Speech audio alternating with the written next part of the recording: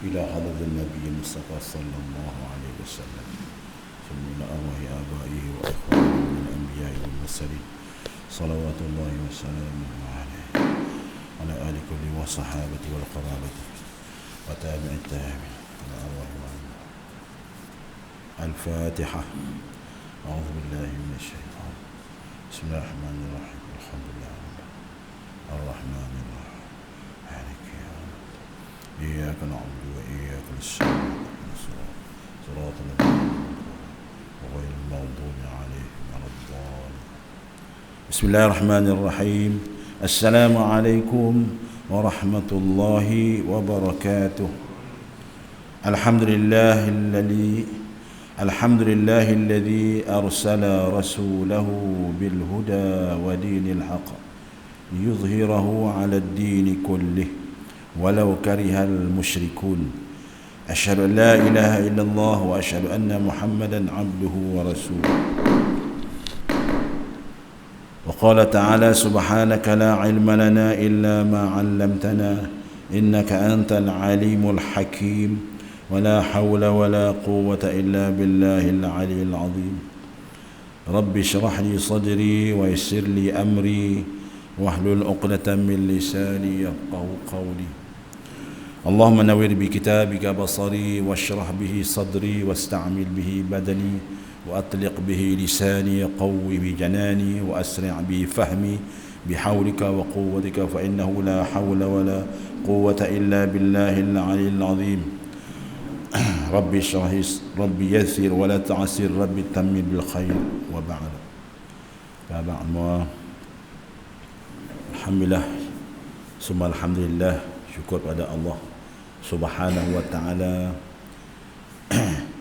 yang mengurniakan kesihatan kepada kita, mengurniakan kelapangan dan ruang untuk sama-sama kita mengimarahkan rumah Allah Subhanahu wa ta'ala dengan mendirikan semayang maghrib secara berjemaah dan insya-Allah disusuli dengan semayang Isya.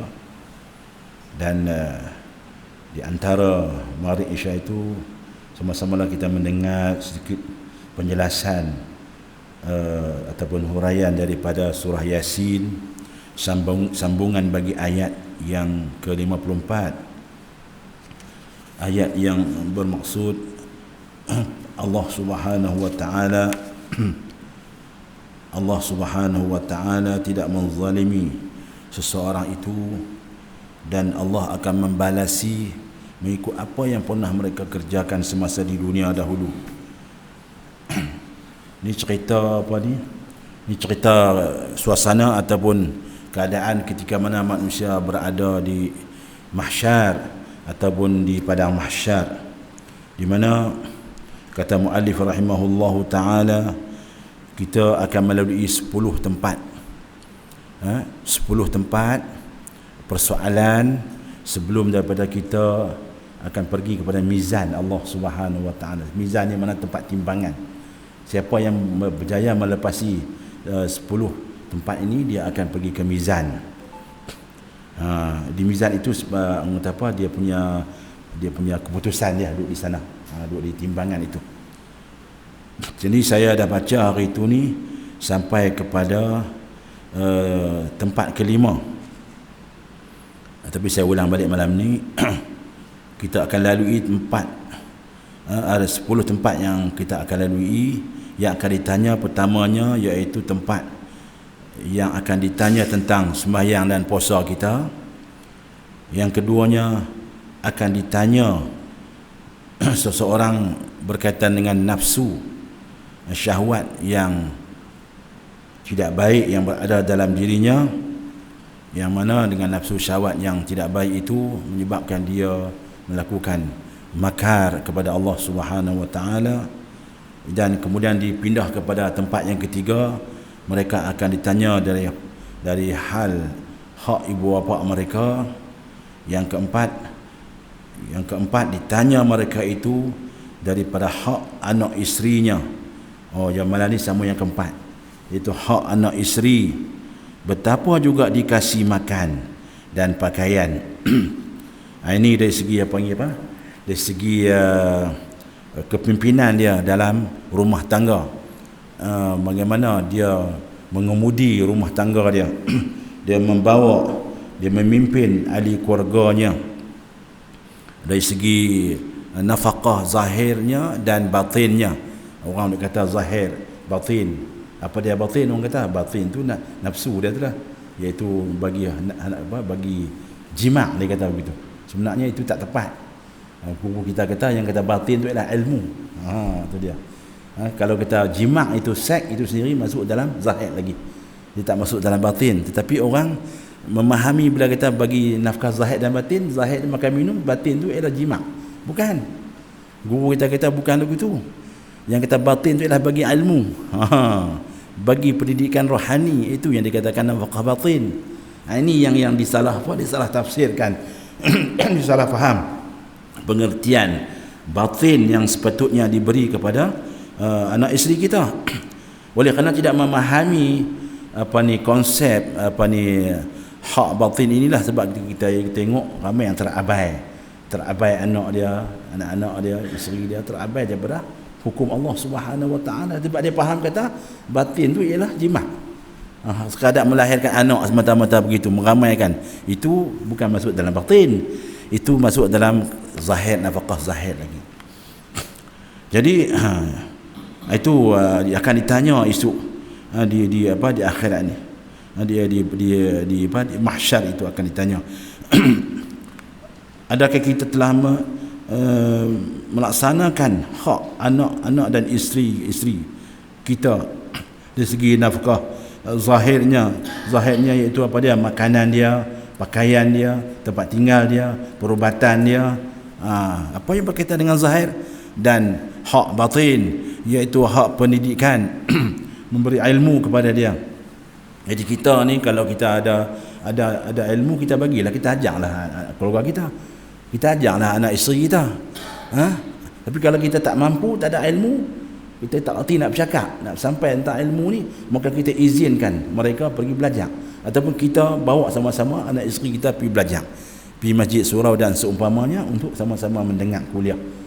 Itu yang dimaksudkan dengan nafkah batin.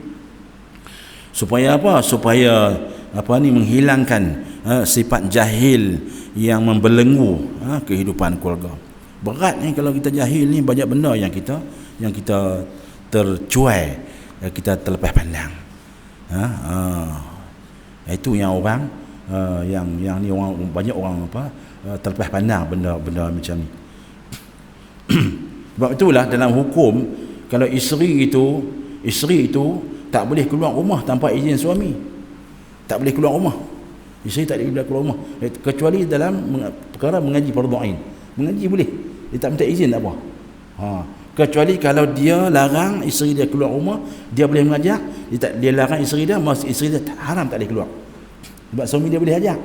Tapi kalau suami dia tak mampu, suami dia tak boleh halang isteri dia untuk keluar pergi mengaji. Tentang tu spesialnya.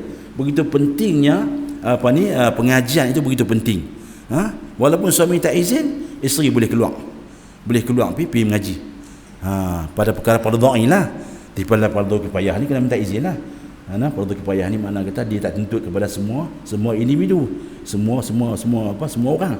Tapi kalau fardu ain, semua orang mesti tahu ilmu itu. Ini perkara yang akan ditanya di akhirat nanti. Yang kelima, ditanya mereka itu dari hak hambanya dan khadamnya. Ini orang di bawah-bawahannya lah. Hamba ni kita dalam ni tak ada hamba dah. Ni cuma yang ada khadam lah. Khadam ni maknanya orang yang membantu kita. Kaki tangan lah dalam istilah moden ni dia kata staff kaki tangan. Tu dia.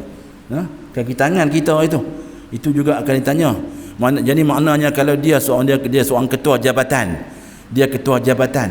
maka dia kena kewajipan atas dia, iaitu memberitahu kepada staff dia supaya mai kita pakai sembahyang jemaah.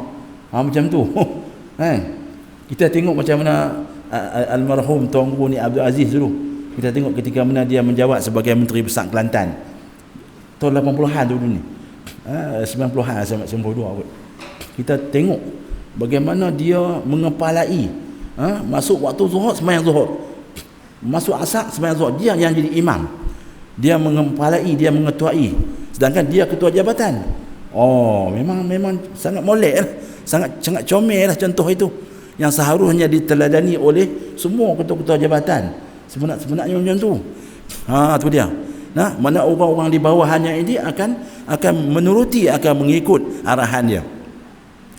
Sebab apa? Sebab benda ni akan ditanya juga di akhirat esok ni. Apa yang kau ambil tahu tentang anak buah kau? Bukan hanya di rumah cerita lain. Ni duduk di pejabat, di kantor, di pejabat pula akan ditanya di akhirat esok ni.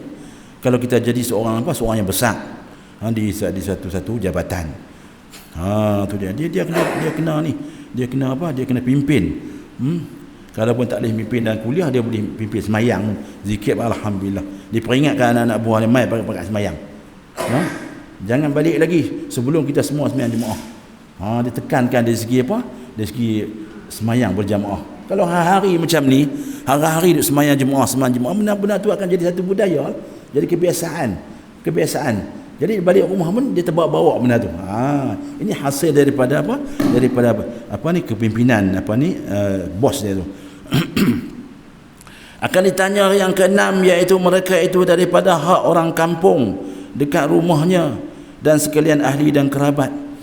Ini kalau kita jadi duduk di dalam kampung ni, orang sekampung kita lebih-lebih kalau kita ada jawatan dalam kampung tu.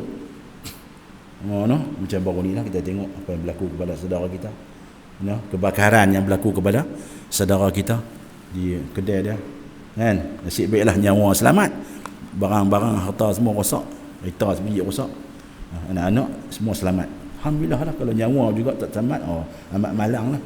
Jadi kita bila berlaku musibah ke atas dia itu, bukan dia seorang yang tanggung, kita semua kena pakai ambil, kena ambil bahagian. Bagaimana kita nak menolong saudara kita itu, bagaimana kita nak tolong dia, macam mana. Ini semua dia yang akan ditanya di akhirat nanti. Sebab tu Nabi pernah menyebut, kalaulah seseorang tidur dalam keadaan dia kekenyangan, dan keadaan dia kenyang lah, dan keadaan dia tak lapar, sedangkan jiran dia lapar, maka dia tidak beriman lagi. Dia tidak beriman lagi kepada Allah dan Rasulnya. Jiran dia lapar, dia tidur dalam keadaan kenyang, sedangkan jiran tak ada tidur. Pasal apa? Pasal lapar. Tidur tak nyenyak, lapar. Tu dia. Nabi kata tak beriman. Begitu juga kalau menyakiti jiran pun tak beriman juga.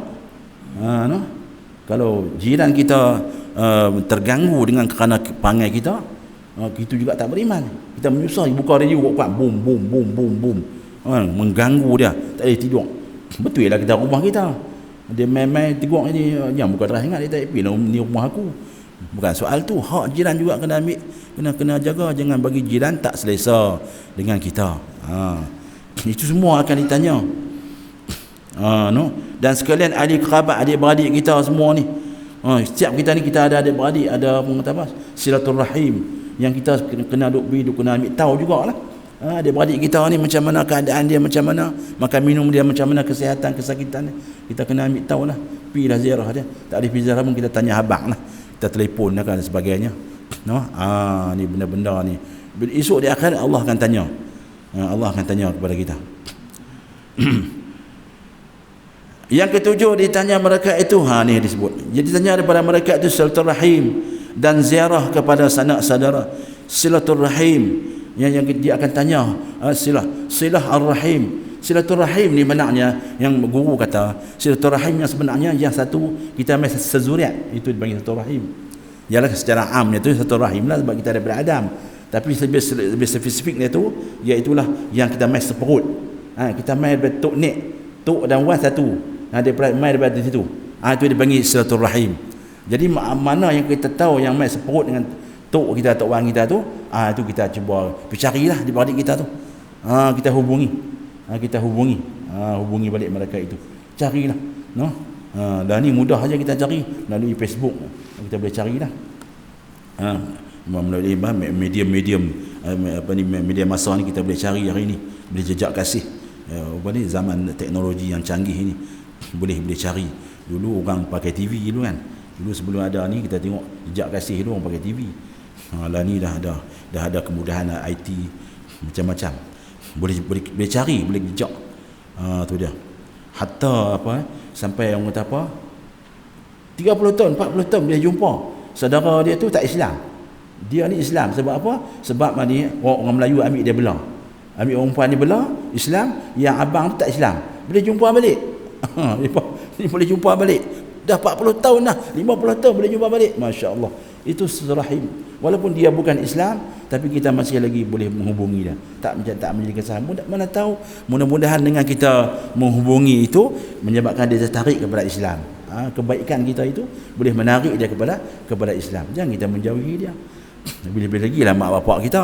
Kalau mak bapak kita itu dia bukan Islam, kita wajib kita kena memelia, menghormati dia walaupun dia bukan Islam. Tak boleh kita menderhakanya, menyakitinya walaupun dia bukan Islam. Apatah lagi dia Islam, masya-Allah. Jadi kita kena jejak baliklah adik-beradik kita ni, jangan duk kira kita ya, kan? Tak tahu adik-beradik kita. Ni masalah. Begitu juga kita menjejaki kawan teman mak bapak kita. Pak kita dulu kawan-kawan dia baik-baik ni kita kena cari balik. Mana mak bapak kawan kita, mak bapak ayah kita yang baik dulu kita cari balik. Itu juga sebagai amal anak soleh. Kita cari balik kawan-kawan rakan mak bapak kita. Depa dah mati dah. Kita cari balik orang tu. Sampai lagu tu. Pentingnya hubungan silaturahim dan ziarah menziarahi ini. Tu dia kena hidup balik budaya ziarah ni, kena hidup balik. Hari ni kita tengok menakutkan kita hari ni, sampai jiran sebelah rumah tak kenal. Sebelah rumah tak kenal. Orang duduk rumah taman, minta maaf lah. Orang duduk rumah taman ni. Hari ini bukan hanya berlaku di rumah taman saja, bahkan dia menjangkit kepada rumah kampung wajib macam tu. Sampai di kampung wajib macam tu. Siapa dia sebelah dia? Tak tahu, tak kenal. Berat. Siapa dia? Saya tak tahu. Teruk begitu. Jiran dia tak kenal. Dulu kita tak taman. Ni kampung pun jadi macam tu dah. Siapa dia orang ujung tu? Tak tahu. Siapa dia? Ni berat. Jadi benda ni akan ditanya di akhirat nanti. Kita hidup baliklah ziarah menziarahi. Inilah amalan sunnah Nabi sallallahu alaihi wasallam. Dah ni kita dah senang dah. Kita ada kereta, semua boleh pakai, ada kereta belakang, ada motor. Kereta 2-3 biji. Boleh mudahkan kita untuk pergerakan dari satu tempat ke satu tempat. Tak dulu nak tunggu bas lah bukan senang kan. Nak tunggu bas lah, tunggu kereta lah. Payah. Dah ni kita ada kereta sendiri. Allah. Sat je kita boleh pergi. Boleh cari ziarah saudara mara kita. Allah Ta'ala bagi ni'mat, alhamdulillah. Yang ke-8, mereka ditanya daripada berseru sama Islam. Ini orang kata berkelahi ni. Kita ada beradik ni berkelahi. Bermusuh-musuhan. Sesama Islam bermusuh-musuhan. Sebab itulah Allah SWT suruh kita ni membaiki balik. Kalau kita dapati ada saudara-saudara kita yang berkelahi, yang kita tahu mereka ni bermusuhan, tak bertegur siapa, kita cari jalan bagaimana untuk nak mendamaikan mereka, untuk nak mentautkan kembali kasih sayang yang terputus ni. Sebab bahaya. Sebab Nabi bagi amaran, tidak masuk syurga orang yang memutus rahim. Allahu akbar. Mayang ibadat masya-Allah, Quran masya-Allah, zikir masya-Allah, istighfar masya-Allah, tetapi putus rahim. La yadkhulul jannata qati'un. Sadaqa Rasulullah. Tidak akan masuk syurga orang yang memutuskan rahim. Ni bahaya ni. Jadi kita bagaimana kita nak menghubungi semula. Kita nak berbaik-baik semula. Seteru. Sepatutnya sebagai orang Islam kita tak berseteru. Macam saya kata itu, Allah sebut apa? Asyidda'u 'alal kufar rahamau bainahum. Dengan orang kafir mereka tegas, tapi dengan orang Islam mereka berkasih sayang. Itu sikap yang sepatutnya kita ambil. Bukan kita terbaliknya, kita bermusuh-musuh dengan Islam, kita berbaik-baik dengan orang kafir. Ni tak betul ya, dia terbalik kuang. Patutnya kita ni tegas, bukan kita nak cari musuh dengan orang bukan Islam, tapi kita tegas dengan mereka ini. Ni kita baca viral baru ni, saya baca tengok. Ni biadab lah. Dia kata apa? Dia kata kalau lah kerjaan yang akan datang ni, perintah ni kita kena kaji balik pejabat agama ni.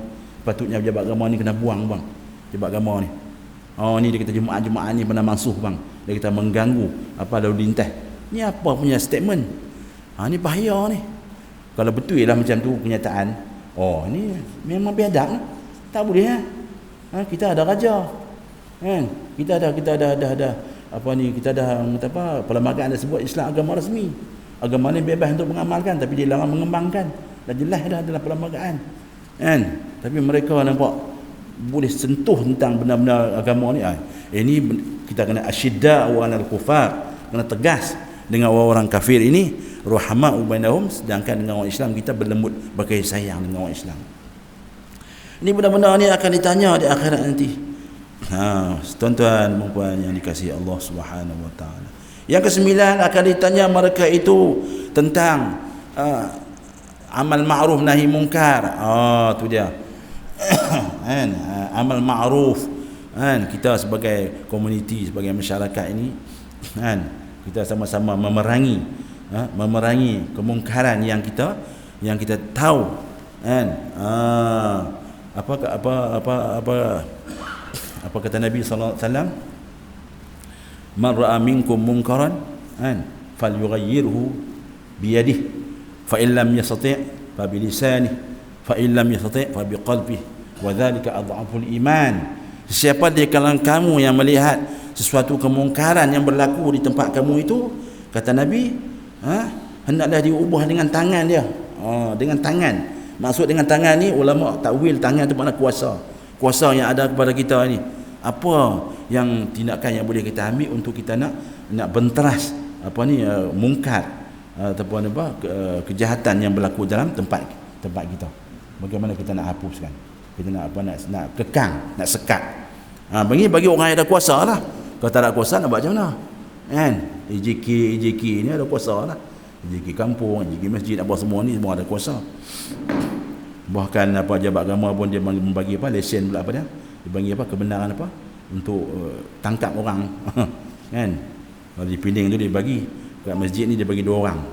Ni depan ni boleh boleh ras, boleh pergi tangkap kalau orang khalwat duduk berdua-duaan lelaki perempuan, boleh. Dia ada permit. Pada betul sekali. Kalau tak mampu juga, hendaklah dengan lidah nasihat memberi teguran. Kalau tak mampu juga, hendaklah dia menegur dengan hatinya, dia tak suka benda itu. Maka kata Nabi, itulah selemah-lemah iman, iaitu menegur kemungkaran itu dengan hati itu, selemah-lemah iman. Takkan kita sampai tahap tu kot, tegur dengan hati. Tak boleh sampai tahap tu. Ini akan ditanya esok ni dari hal amirul bil ma'ruf wan nahi 'anil munkar, yang menyuruh ke benda-benda yang ma'ruf dan mencegah kemungkaran di sekitar kita. Ini akan ditanya oleh Allah Subhanahu wa taala di akhirat nanti. Dan yang ke-10, akan ditanya mereka itu daripada mengumpat dan mengeluh-ngadu dan berkata-kata jahat atas saudara Islamnya. Ini kalau kita mengaji ilmu fiqh tak jumpa benda ni. Ilmu ni kena mengaji ilmu tasawuf, ilmu akhlak, baru kita jumpa keburukan mengumpat ni. Kalau mengaji fiqh tak ada. Kita fiqh tak jumpa.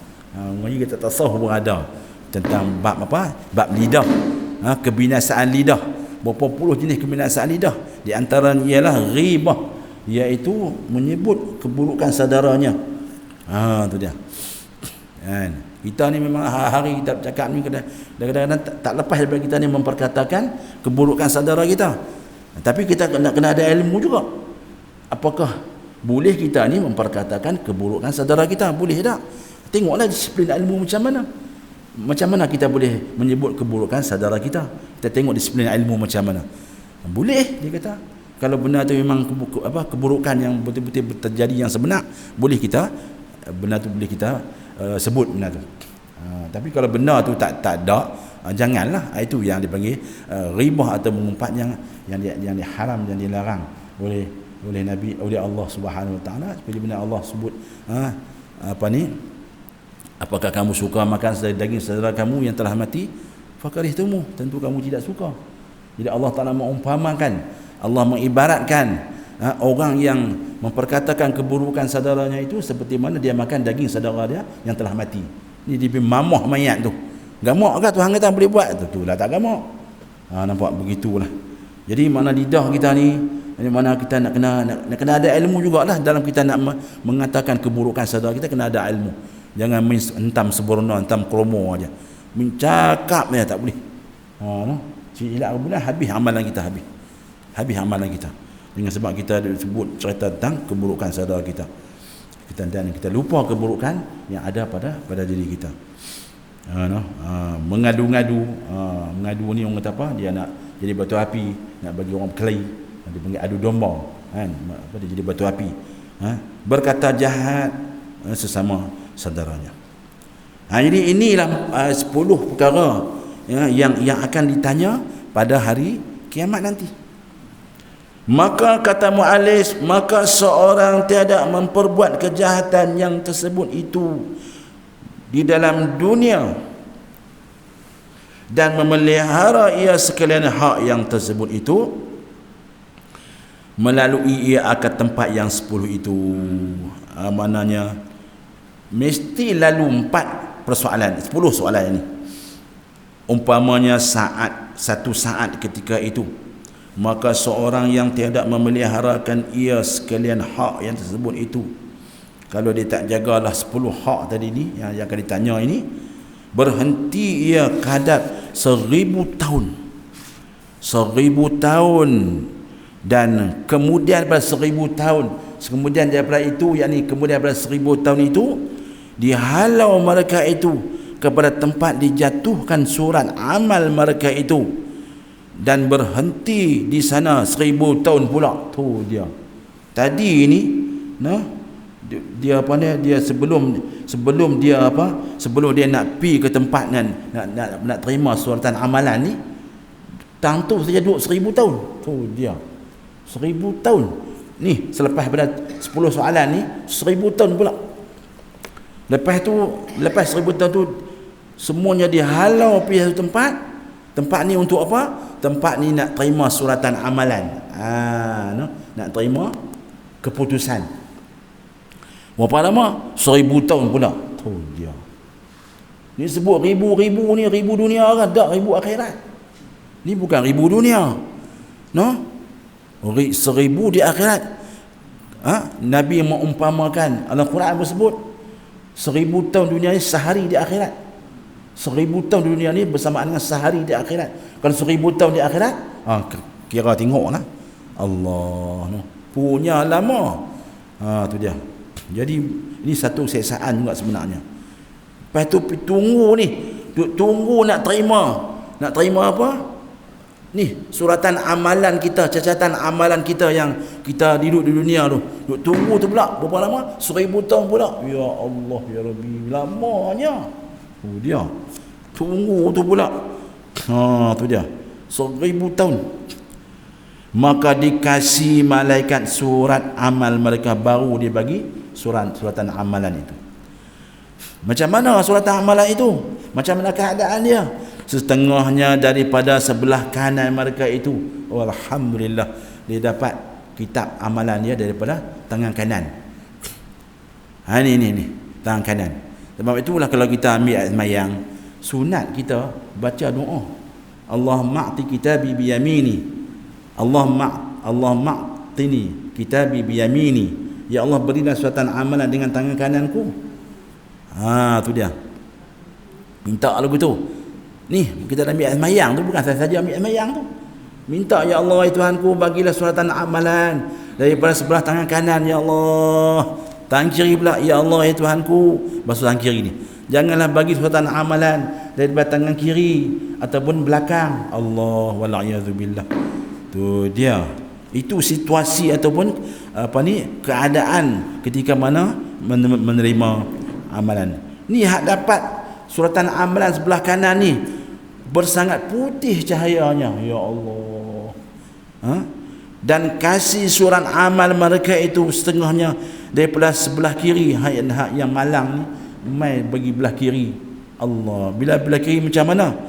Bersangat hitam rupanya. Kalau kanan tu sangat putih cahayanya, kalau belah kiri ni hitam, rupa parasnya. Hitam surat amalan ni. Allah. Tuan-tuan muslimin muslimat yang dikasihi Allah Subhanahu wa taala. Ini kita boleh tengok dah atas dunia ni kita boleh tengok dah. orang mati. Sebab tu kita jangan sebut.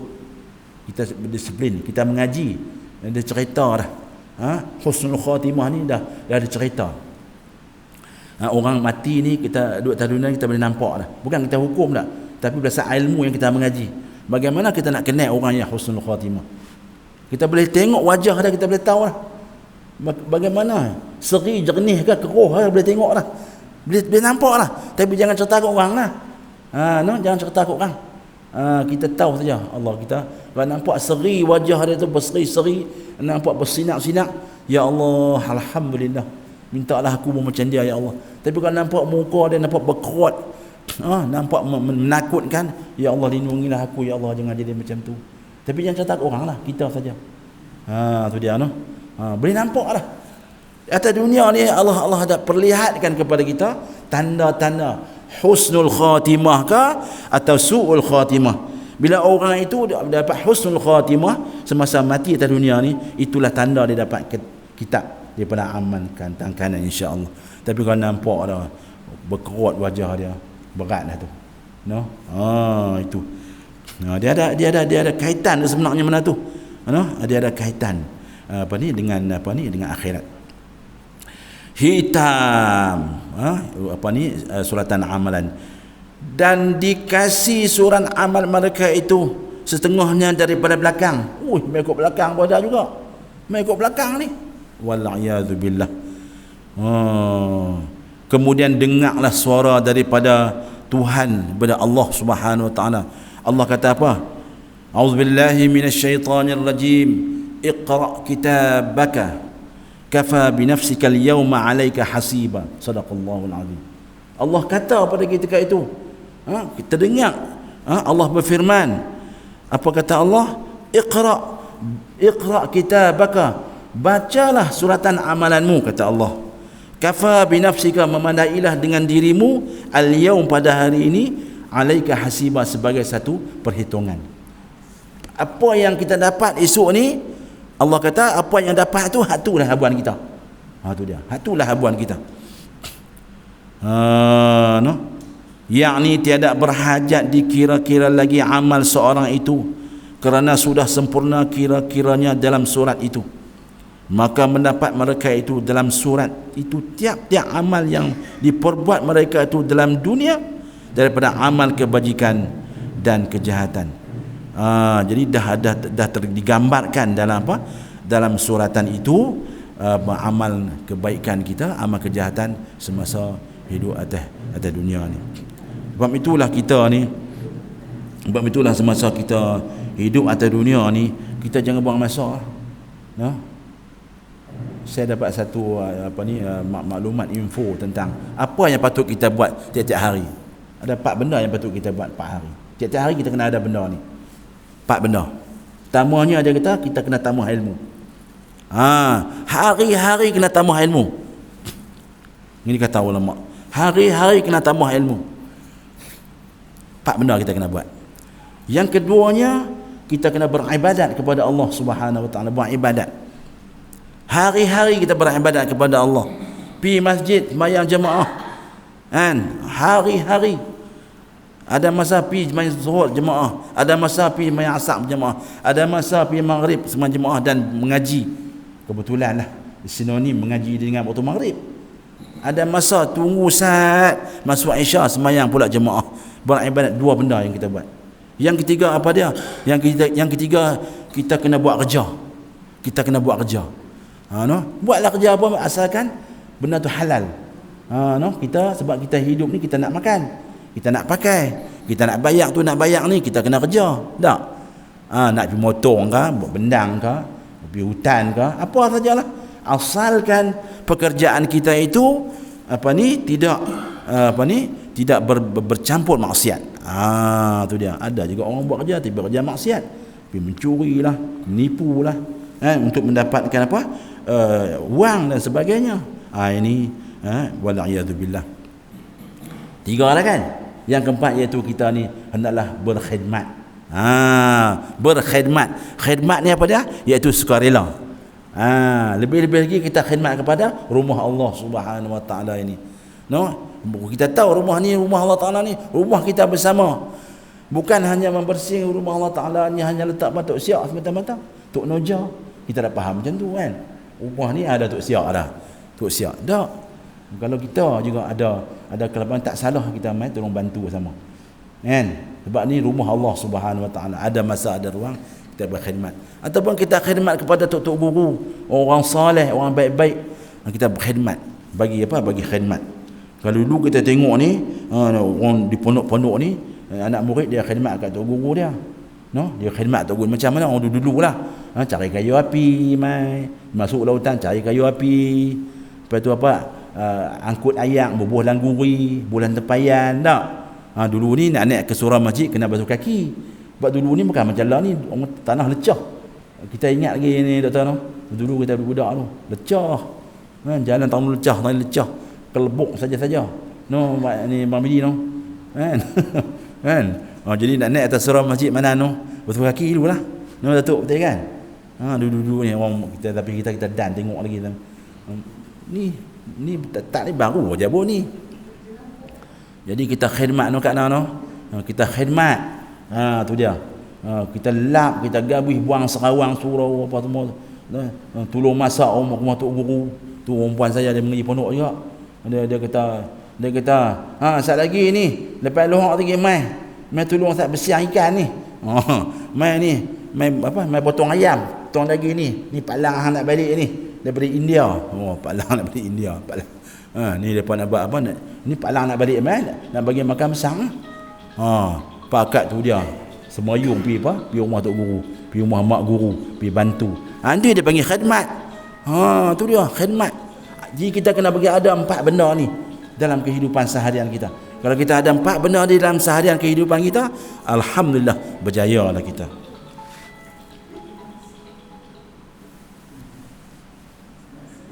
Muslimin muslimat yang dirahmati Allah Subhanahu wa taala. Allah Taala kata baca tu. Kita baca. Iqra kitabaka. Baca suratan amalanmu itu. Apa yang terdapat dalam suratan amalanmu itulah nasib kamu. Itulah nasib kita. Allahu akbar. Kalau bahagia, bahagialah. Kalau celaka lah. Tak boleh nak ubah lah. Tu dia nah. Kecuali ada kecuali dia. Kecuali syafaat Nabi SAW. Tengok pula macam mana pula. Ada pengecualian dari situ. Siapa yang layak mendapat syafaat, tu ada cerita dia pula. Kemudian berkata mereka yang terima suratan amalan ni. No? Hai, kata dia. Mengeluh. Hai. Rugi apa juga itu surat. Rugi kami. Apa juga itu surat. Tiada tinggal berbuat dalam dunia besar dan kecilnya, melainkan disurat semuanya. No, dia kata. Apa ajib semua dia kata tu. Catatan ni tak ada satu benda yang tinggal, semua catat. Tulis semua. Apa yang kita buat, apa yang kita ucap, apa yang kita niat, ya Allah, tak ada satu benda yang tertinggal. Jadi mengeluhlah. Kan? Kemudian dia halau makhluk. Jadi tadi ni, no? Apa Allah sebut? Macam Quran, ma farratna fil kitabi min syai'in, kata Allah Subhanahu. Kami tidak meninggalkan sesuatu pun yang kami tak sebut dalam Quran. Semuanya kami dah sebut dalam Quran. Tu cerita dalam Quran. Dalam Quran ni tak ada satu benda yang Tuhan tak sebut.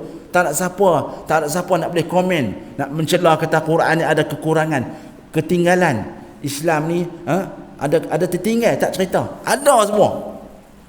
Allah sebut ma farratna fil kitabi min syai'.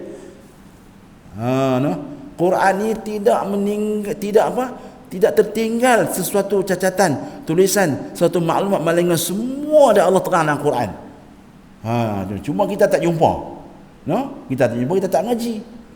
Tapi kita harus fahamlah bahawa apa yang Allah cerita dalam Quran itu taklah detail. Allah bagi isyarat saja.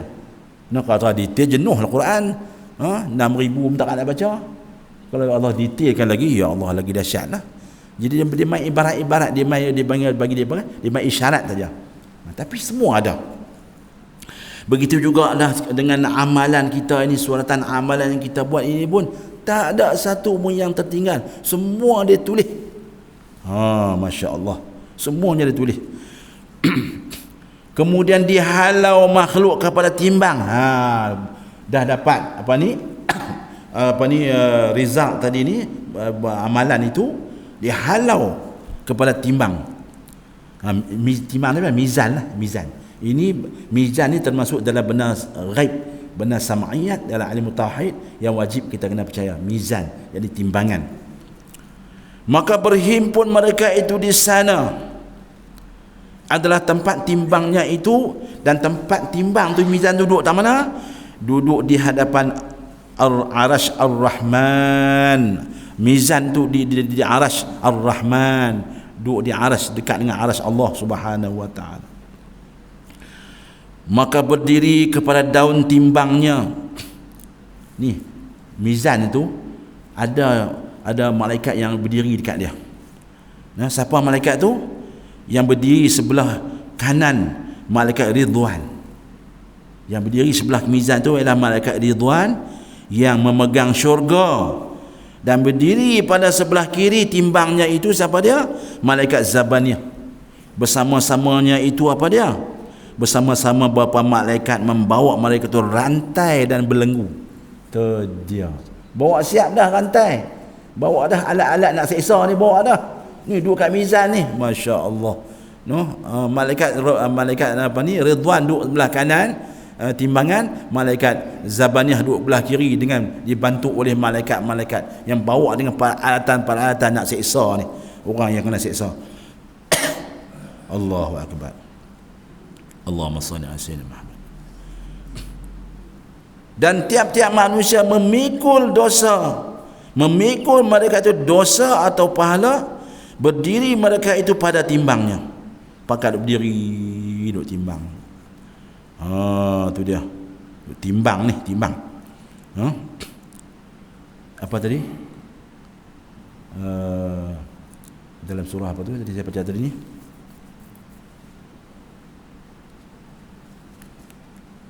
Siapa yang amalannya sebab zarah pun diperlihatkan, buruk pun diperlihatkan tadi ni. Kan? Tu dia. Kemudian datang suara daripada Tuhan, hai sekalian manusia, melihat kamu kepada timbang itu, maka bahwasanya timbang amal si Fulan bin Fulan adalah kadar lamanya berdiri pada timbang itu 1000 tahun pula. Berapa ribu tahun dah tu. Lepas 10 soalan 1000 tahun. Lepas tu halau pergi ke padang nak tunggu solat amalan 1000 tahun. Timbang 1000 tahun. Allah, lamanya. Tu dia. Itu keadaan. Diriwayatkan daripada Nabi sallallahu alaihi wasallam, pada hari kiamat mendatangkan malaikat seorang laki-laki daripada umatku kepada timbangnya. Ni kata Nabi cerita. Bawa seorang laki-laki kepada timbang. Baginya lelaki tadi 99 banyak buku surat amalnya. 99 banyak buku surat amal, 99 buku surat amalannya. Dan pada tiap-tiap buku itu beberapa lebar dan panjangnya. Berapa lebar dan panjangnya satu buku itu umpama sejauh mata memandang. Tu dia satu buku tu. Panjang mana? Lebar panjang sejana mata memandang. Tu dia.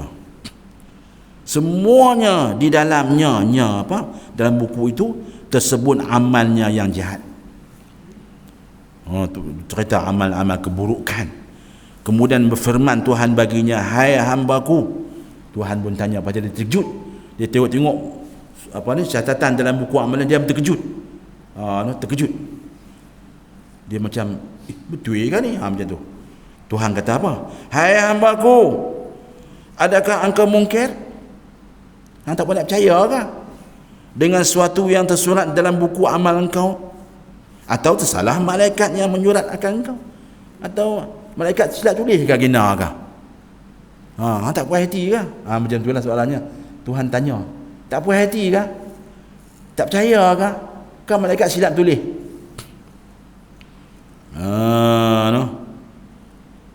Malaikat akan silap tulis. Maka berkata hamba itu, hamba tu belum jawab. Dia kata apa? Tiada apa ni tu, hamba tu kata apa?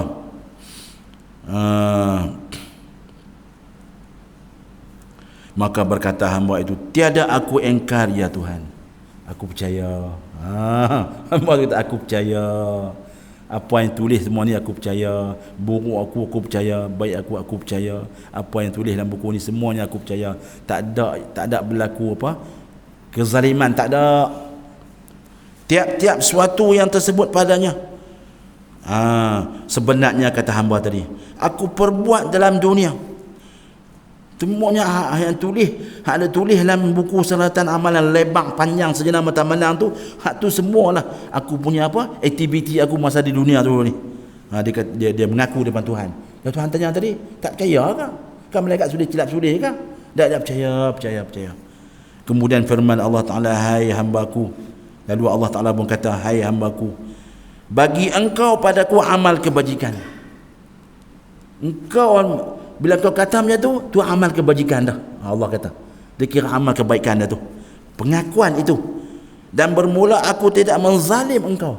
Allah tegaskan, aku tak zalim, aku tak bertanya kat hang. Pada hari ini, kata Allah, pada ini hari mengeluar Allah Ta'ala satu kertas, umpamanya satu jari, cik ya, dan tersurat atasnya syahida an la ilaha illallah, dia bersaksi bahawa tidak ada Tuhan melainkan Allah. Jadi hamba tadi ni kan dia kata, mengaku saya betul Tuhan, saya akui ya Allah, hak buruk saya tu, apa yang saya buat tadi, saya mengaku ya Allah. Dia kata itu. Allah kata kebajikan untuk kau kan, aku tak zalimkan kau, Allah kata kan. Lepas tu Tuhan keluar mai satu apa, risalah kecil, tertulis dia tu syahidallah, dia bersaksi bahawa tiada Tuhan melainkan Allah. Allah pun kata, hai hambaku, tiada engkau ceraikan dalam dunia ini kalimah selamanya, sehingga engkau datang pada lubang kubur dan mati di dalam mengatakan itu kalimah. Ini hari tiada aku ceraikan engkau daripada pahala dan belas itu kalimah, dan tiada aku menzalim seorang hamba ini hari ini. Maka ditaruh buku yang tersebut dahulu itu pada daun timbangannya sebelah kiri, dan ditaruh kertas surat syahidallah itu pada sebelah kanan sebelahnya. Maka berat timbangnya kalimah itu kerana nama Allah yang amat mulia dan nama Rasulullah sallallahu alaihi wasallam yang tinggi, maka tiada sesuatu yang lebih mulia daripada keduanya. Maka dimasuk lelaki itu ke syurga. Masya-Allah. Jadi Allah nak beritahu apa? Allah nak beritahu kata, yang paling penting Allah kata, semasa engkau nak mati tu, semasa engkau nak mati tu, engkau sempat menuturkan, menyebutkan, melafazkan syahadatain. Itu penting. Ketika nak mati tu, ni mahal. Yang kata husnul khatimah tu ialah kita mati, kita sempat menyebut, sempat kita mentauhidkan Allah Subhanahu wa taala dan mentauhidkan Nabi sallallahu alaihi wasallam. La ilaha illallah Muhammadur Rasulullah. Dia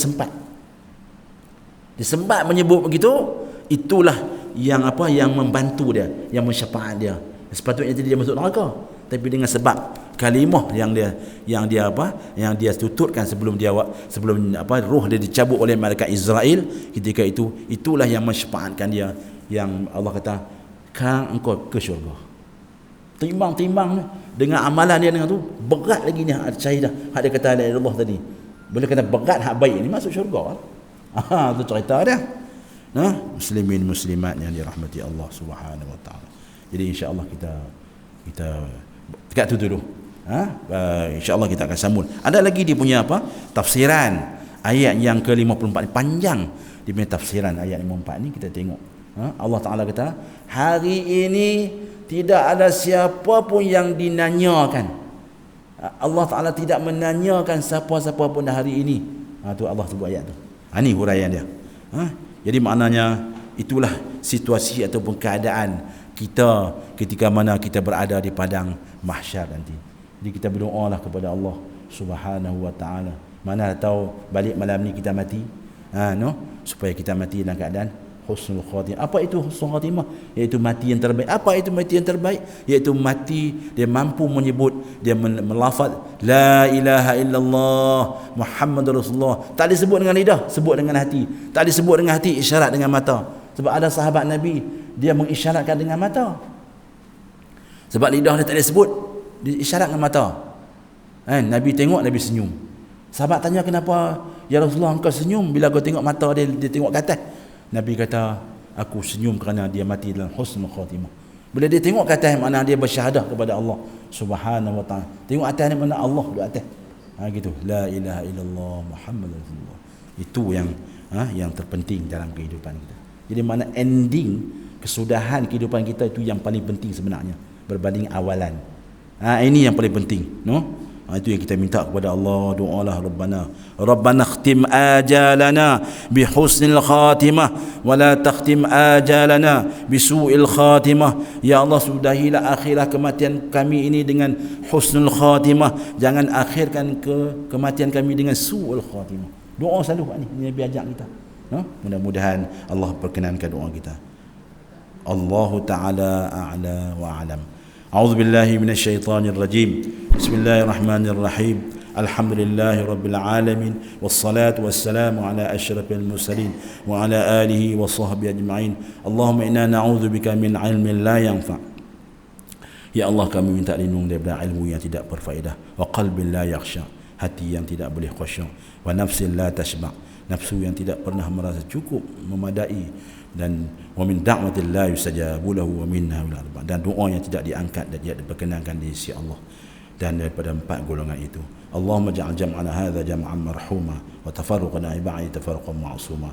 Rabbana khtim ajana bihusnil khatimah wa la takhtim ajana bisu'il khatimah. Wa sallallahu ala sayyidina Muhammad wa ala alihi wa sahbihi ajma'in.